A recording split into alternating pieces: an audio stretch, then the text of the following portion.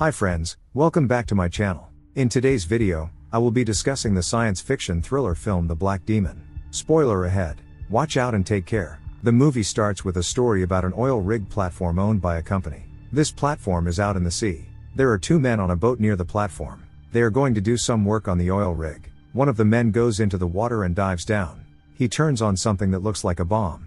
Suddenly, a very large shark attacks him. The other man on the boat is waiting for his friend. The boat starts shaking, and he is confused. He turns on a light and looks around. He sees a huge shark swimming towards him. The shark has big teeth and this frightens him. The shark also attacks the man on the boat. After this, the story shifts to a city in Mexico. We meet a man named Paul, who is traveling to a Mexican city in a car with his family. Paul's family includes his wife and son. They make a stop at the beach, and through binoculars, Paul's son spots the same platform from the beginning of the story. It turns out that Paul is an inspector, and he's here to investigate that very place. He wanted to combine his work with a family trip. As they continue their journey, they arrive at a peculiar-looking town in Mexico. While exploring, Paul comes across old photographs that reveal they were taken many years ago. He approaches some locals and explains that he's from a company responsible for the platform in the middle of the sea. He's been sent to investigate it. He wonders if their company also had a hand in creating the town. However, he receives no response from anyone. Frustrated, Paul tries again. "Hello, can anyone understand my language?" Finally, a man named Mellor replies. He informs Paul that their town has been negatively affected by Paul's company's actions. Mellor's responses were still vague. At this point, Paul's wife stepped out of the car and began talking to Mellor. She explained, "We're here for a vacation. We just need a place to stay." She also handed him some money. Mellor accepted the money and guided them to a hotel. On the way, Mellor paused to offer money to a deity they used to worship. Paul's son noticed an idol with one eye covered, and he swapped it with his chocolate. Upon reaching the hotel, Paul's family found that they didn't quite like the place. However, they didn't have many options. As they left, Paul's son handed Mellor his toy fire mask and said, "Thank you." Mellor wished them well and advised Paul to take care of himself and his family. Paul inquires, "Why are you saying this? Is there any danger here?" Mellor responds, "Yes, the Black Demon." After that, Mellor departs, leaving Paul puzzled. Paul, however, doesn't pay much attention to Mellor's words. Later, Paul receives a call from his company informing him that he needs to go back to the same oil rig platform. He reassures his wife, "Don't worry, I'll be back before evening. You take care of the kids and yourself. If possible, try to find another hotel." With his belongings packed, he heads to the seaside, where a ship sent by the company is waiting for him.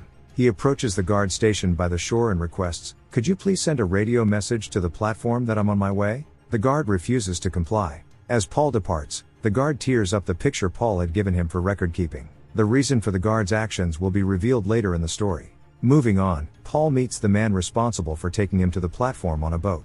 Paul asks the man about the town's drastic transformation and its emptiness. The man explains that fear, caused by a massive shark known as the Black Demon, has driven everyone away. Paul doesn't take the man's story seriously and mocks him. As they continue on the boat, the man abruptly stops it at a midway pier and informs Paul that he can't proceed any further. He insists that Paul must go alone from this point. Meanwhile, Paul's wife is feeling unwell and is becoming increasingly unsettled. Back at the hotel where Paul's wife and children are staying, an intoxicated man approaches and begins to harass them, particularly mistreating Paul's daughter. Observing the troubling situation, Paul's wife takes decisive action. She hits the man harassing her daughter with a bottle and rushes out of the hotel with her children. Upon reaching their car, they discover that someone has slashed their tire with a knife. Fearing for their safety, they hurriedly head to the boat and plead with the driver to take them to the platform where Paul went. Despite initial reluctance, Paul's wife offers him money, and he agrees to help them upon realizing that they are being pursued by certain individuals. Meanwhile, Paul continues his journey toward the oil rig platform, unaware of the unfolding events. Upon reaching the platform, he notices a grim atmosphere with reddened water around him, a sight that puzzles him. He calls out, "Is anyone here?" but receives no response. Despite the eerie surroundings, he descends and enters a cabin. Inside the cabin, Paul encounters two men, one of whom is referred to as Shadow. Shadow seems both angry and frightened, holding objects as if ready to defend himself. Paul introduces himself and explains that he's here to conduct an inspection, to determine if everything is alright. However, Shadow dismisses his presence, stating that it's already too late for him to be there. Suddenly, a sound of a boat reaches their ears from outside. When they look in that direction, they spot Paul's family on the boat. Paul's son, sitting in the boat, witnesses the unfolding events from a distance. He sees a massive black shadow lurking beneath the water, passing beneath their boat. Back on the platform, Shadow and his companion realize the danger. They begin making loud noises in the platform's surroundings to deter the black demon, the shark, from approaching the boat carrying Paul's family. Confusion surrounds Paul as he questions Shadow and his companion about their actions. He implores them to explain the situation. After a while, Paul's family arrives safely at the platform. Due to the commotion, Paul's daughter also tumbles into the water since she was standing on the boat's edge. In the water, she witnesses disturbing sights, including dismembered human body parts. These grisly remains hint at the presence of the black demon, the massive shark, which was coming closer to attack. Thankfully, Paul's daughter is rescued just in time. With tensions high, Paul and his wife demand an explanation from Shadow and his companion. In response, Shadow hands his binoculars to Paul's wife. Through them, she witnesses a shocking sight. The boat that had brought them to the platform has been engulfed by an enormous shark, which had also swallowed the boatman whole. Witnessing the horrifying scene through the binoculars, Paul's wife becomes terrified. Shadow proceeds to explain that anyone who arrives at the platform cannot leave, and communication with the outside world is impossible. Trying to leave would lead to being consumed by the black demon, the massive shark. This is why Shadow and his partner have remained on the platform. They are trapped. Radio communication yields no response, and nobody dares to come to their aid. Shadow expresses amazement at how Paul and his family managed to get there in the first place. Paul remains skeptical, but he begins to explore the platform alongside Shadow and his partner. It becomes apparent that nothing on the platform is functioning properly. Shadow and his partner reveal that the shark's attacks have wreaked havoc, and the company responsible is aware of the situation but has taken no action.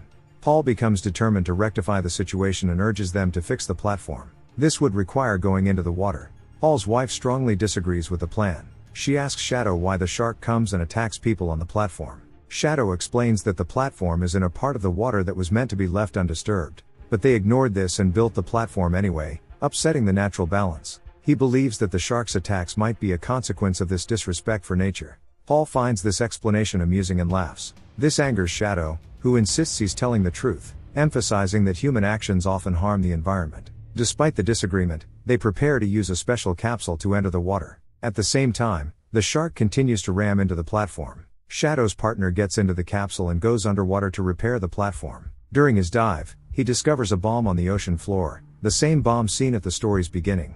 This suggests that their initial purpose might have been to destroy the platform. They soon realize the impending danger. While underwater, Shadow's partner starts seeing human corpses and body parts floating around him, but these were just hallucinations. Suddenly, he senses the actual threat, the shark approaching. He hurries back into the capsule, but the shark strikes it, causing the capsule to be dragged into the depths. Paul tries to stop it from above, but his efforts are in vain. When the capsule resurfaces, Paul asks about his partner's condition. Sadly, Shadow's partner's lifeless body is visible above the water. Paul attempts to retrieve him, hoping he might still be alive, but his body is gruesomely mangled. His legs are missing, and the horrifying sight terrifies everyone present, leading to tears and distress. Even Paul's daughter witnesses the gruesome scene, leaving her frightened. Paul and his wife go inside. Amidst the chaos, they discuss the uncertain future for their children, wondering about their options. Suddenly, Paul erupts in anger at his wife, asking her why she brought the children here. He had left them in a safe place and now feels distressed by their presence in such a dangerous situation. His wife tearfully responds, explaining that the place he left them wasn't safe due to a harassing drunk man bothering their daughter. She had to prioritize the safety of their children and decided to bring them to him. At that moment, Paul's children approach him. His son inquires about Shadow's partner, who had tragically passed away. They had formed a close bond, and he had gifted Paul's son a locket with shark teeth, which the boy was wearing. Paul's daughter reassures her brother, mentioning that Shadow's partner is busy working underwater and will return soon. Feeling regretful, Paul sits near Shadow and contemplates his thoughts and hallucinations. He quickly grasps the flare gun that Shadow had previously refused him. He questions his actions, realizing that his thoughts are just illusions. As Paul rejoins the group, his son candidly asks him if they are going to die there. This prompts Paul to share a story with everyone. Paul assures his son that everything will be alright and they will be saved soon. Meanwhile, Paul's wife and children are searching for something. His son discovers a collection of dolls and figures. He comes up with an idea and places all the dolls in a makeshift boat he crafted. He prays for forgiveness and places the boat in the water as a plea for escape. However, one of the dolls falls into the water. Paul visits the police station, where he finds documents indicating that he was aware of the platform's dangers yet falsely reported to the company that all was well. Meanwhile, Paul's daughter searches for her brother, who fell into the water due to the shark's collision. She starts yelling for help, and everyone rushes to aid her and her brother. In a daring move, Paul's wife jumps into the water, and Paul desperately tries to draw the shark's attention away from her. Amidst the chaos, Paul recognizes his wife and son, but his wife is furious with him. She accuses Paul, "You knew about all the false reports. You were aware that things were not safe here, yet you signed those papers and claimed everything was fine. You knew that because of your actions, our lives were in danger. You are the real monster." Paul tries to explain himself, saying, "I did it all for the company and for us. I wanted to secure a better life for our family, with more money." Meanwhile, the massive shark is lurking beneath them, and the bomb placed underwater is set to explode within an hour. Paul had managed to repair the generator, but escaping remains a challenge. He talks to Shadow, confessing, "Yes, I'm the one who provided those false reports," stating everything was okay. The plot takes a twist, revealing that the bomb placed beneath the platform was actually set up by the company as a trap to eliminate Paul. The entire scenario was engineered to lure Paul to the platform and orchestrate his demise. Moreover, the money promised to Paul for his contract would not be paid. It was a deceitful scheme. Shadow overhears this revelation and encourages Paul not to give up, and to find a way out. Paul persists in his efforts, even as Shadow works to repair the radio. Gradually, Paul discovers that Shadow has been helping him all along, motivated by a genuine desire to assist. Shadow shares his plan with Paul, to dive underwater, remove the bomb from beneath the platform, and lure the shark away from his family. Paul's family opposes the idea, but he insists that he is responsible for the situation and feels compelled to resolve it. With only 10 minutes remaining before the bomb's explosion, Paul meets with his wife, fabricating a story that he's going to retrieve the bomb for potential use. His friend Shadow bids him farewell, and Paul jumps into the water. In the meantime, Shadow rushes to the boat to rescue Paul's family. Paul realizes that the demon shark is pursuing him.